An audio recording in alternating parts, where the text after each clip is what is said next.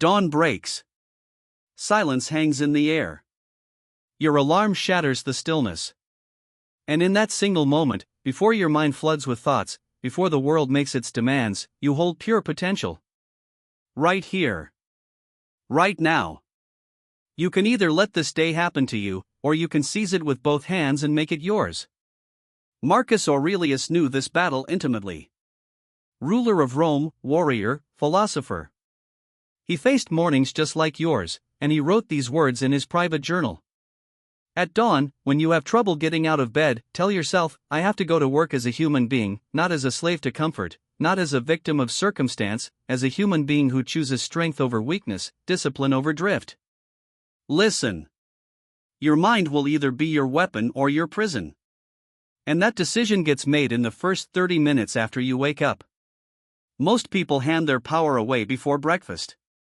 They grab their phone, they scroll, they let anxiety, comparison, and chaos flood their consciousness. And by the time they realize what happened, the day already owns them. But not you. Not today. Not anymore. Stoicism cuts through the noise with one razor-sharp truth. You cannot control the world, but you can master your response to it. And that mastery begins when you open your eyes. It begins when you decide that this morning, this singular, unrepeatable morning will not be wasted on autopilot. Seneca warned us, we suffer more often in imagination than in reality. Stop suffering. Stop imagining worst-case scenarios. Stop rehearsing failure in your mind. Start commanding your morning instead. Every sunrise is a reset button, a second chance, a clean slate handed to you by the universe itself. You don't need to be perfect.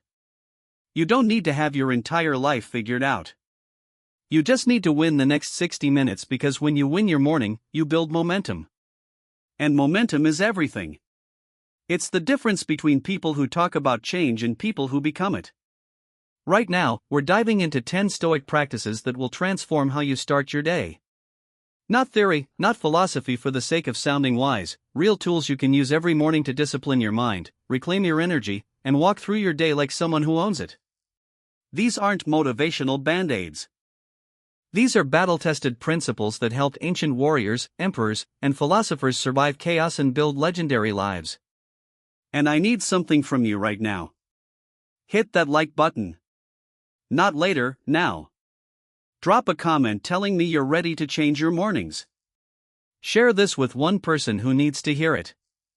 Subscribe to this channel because we're building an army of people who refuse to live on autopilot. And don't you dare skip a single section of this video. Every piece matters. Every practice builds on the last. Your future self is watching. Make them proud. If you're ready to own your mornings, type this in the comments right now. I wake up with purpose. Number 1. Today is yours.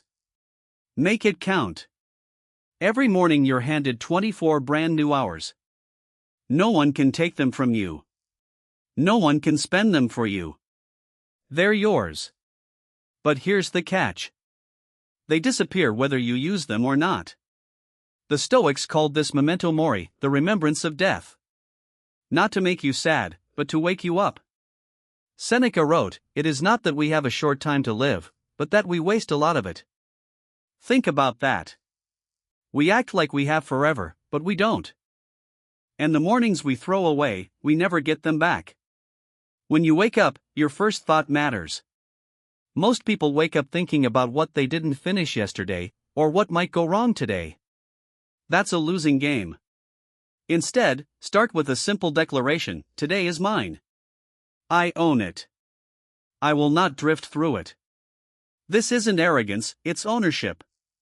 It's refusing to be a passenger in your own life. The moment you take responsibility for your day, you take back your power. The Stoics believed that each day was a microcosm of an entire life.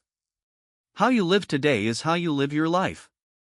If you waste today, you're practicing wasting your life. If you honor today, you're practicing a life of meaning. So, when your alarm goes off, don't hit snooze. Don't check your phone. Don't scroll. Sit up. Take a breath, and remind yourself, this day will never come again. It's not a rehearsal. It's the real thing. Epictetus said, "Freedom is the only worthy goal in life. It is won by disregarding things that lie beyond our control." And what's beyond your control? Yesterday, tomorrow, other people's opinions. What is in your control? Right now, this moment, this choice. You can't control if it rains today, but you can control whether you complain about it or grab an umbrella. You can't control if someone is rude to you, but you can control whether you let it ruin your peace. Making today count doesn't mean you have to conquer the world. It means you show up with intention. It means you move through your day with awareness, not autopilot. It means you ask yourself, am I using my time or is my time using me? When you start treating each day like the gift it is, everything shifts. You stop procrastinating. You stop waiting for the perfect moment. You stop living in your head and start living in your life. Today is yours. Don't waste it. Don't save it. Live it. Drop your declaration below. Comment, I own my day. Number 2. Your thoughts shape your day. Marcus Aurelius once said, "The happiness of your life depends upon the quality of your thoughts, not your circumstances, not your bank account, not the weather or the traffic or what someone said to you. Your thoughts. And the battle for your day is won or lost in your mind before you ever step out of bed. If you wake up thinking, I don't want to do this, then you won't. If you wake up thinking, I can't handle this, then you probably won't. But if you wake up thinking, I choose how I respond to today, everything changes. Your mind is the most powerful tool you have, but most people never train it. They let thoughts run wild like untamed horses pulling them in every direction. The Stoics understood that discipline begins with awareness. You have to catch your thoughts before they catch you. When a negative thought appears, this is too hard. I'm not good enough. What's the point? Don't let it settle in. Question it. Challenge it. Ask yourself, is this thought helping me or hurting me?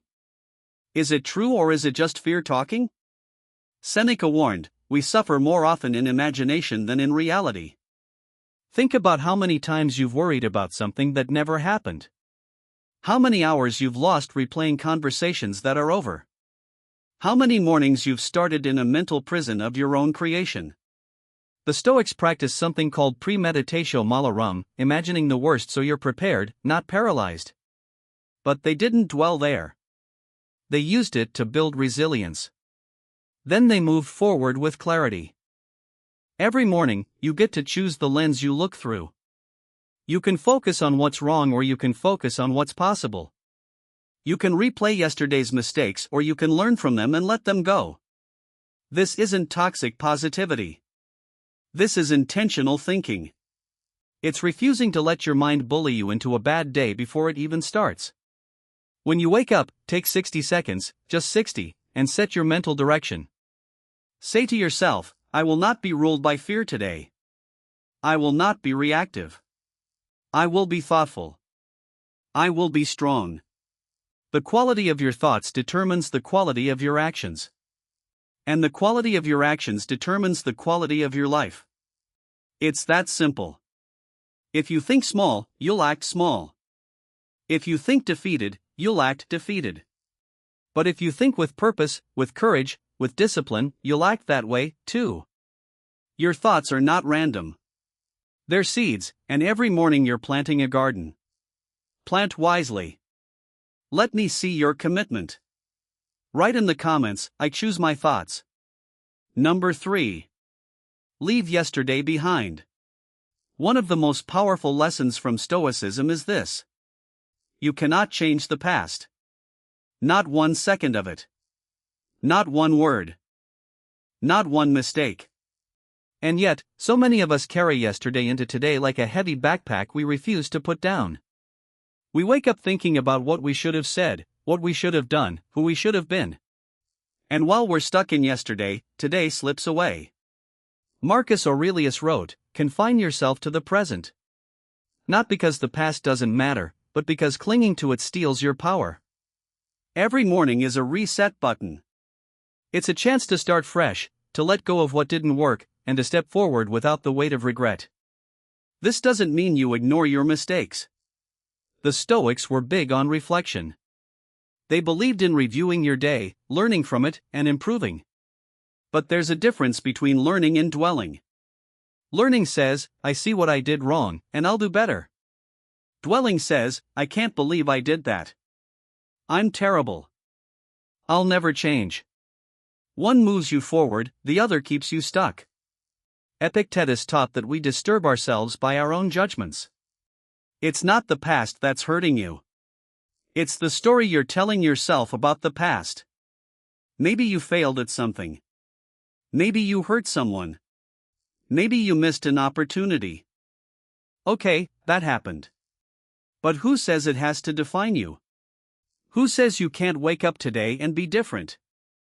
The Stoics believed in the power of now. They believed that every moment is a chance to practice virtue, to act with wisdom, to begin again. Letting go of yesterday isn't about pretending it didn't happen. It's about refusing to let it control you. It's about recognizing that you are not your worst moment. You are not your biggest mistake.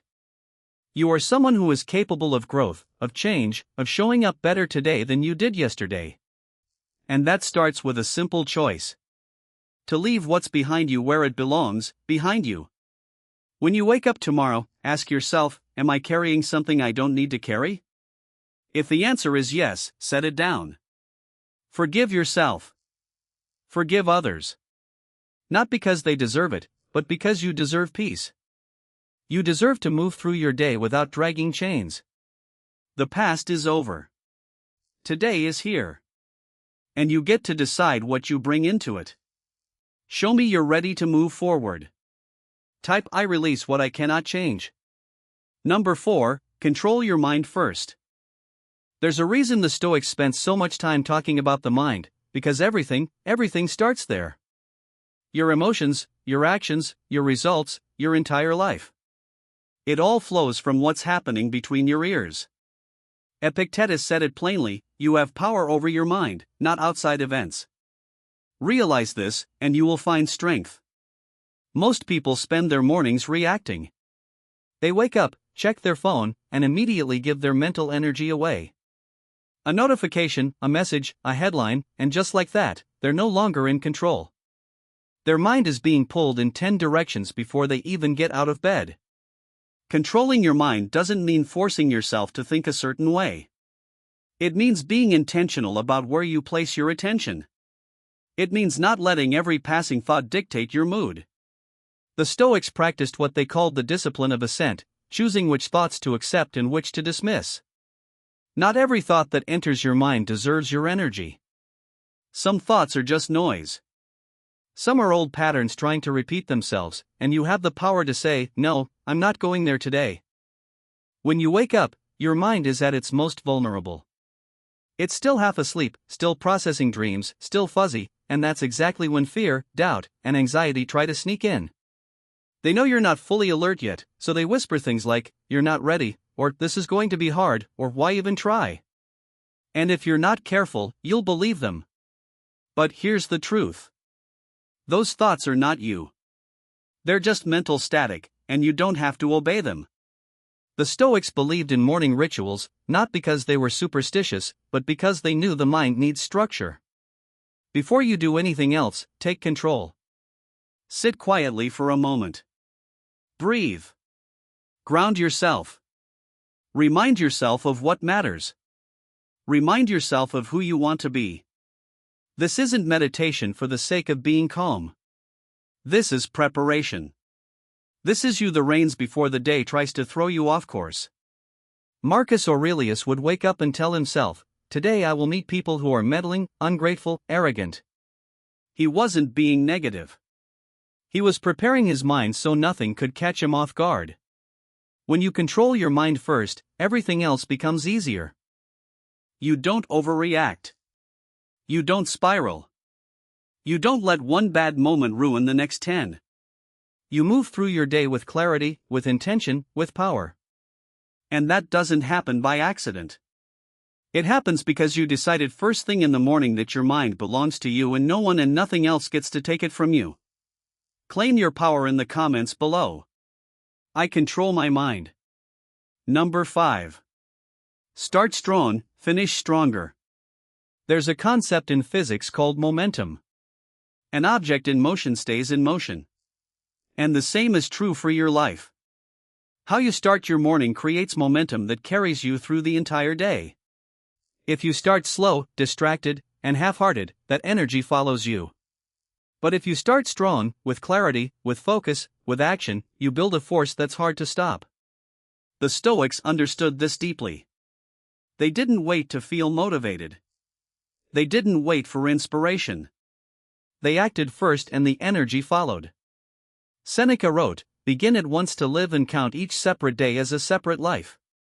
That means you don't ease into your day. You don't warm up to it. You attack it. Not with stress or aggression, but with purpose. You decide what matters most and you do that first, not later, not when you feel like it.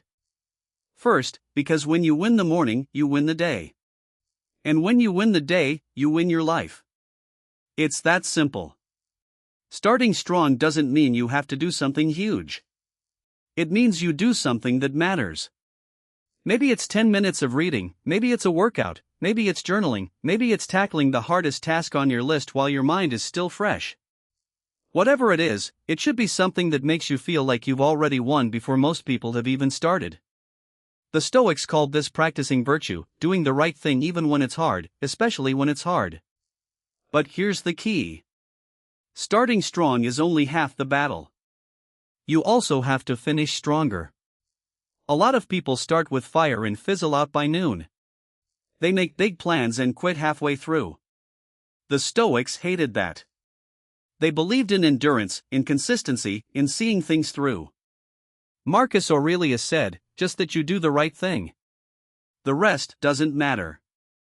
It's not about being flashy, it's about being faithful to your commitments. It's about doing what you said you'd do, even when no one's watching, even when it's boring, even when it's hard. Every morning, ask yourself 2 questions. How will I start today?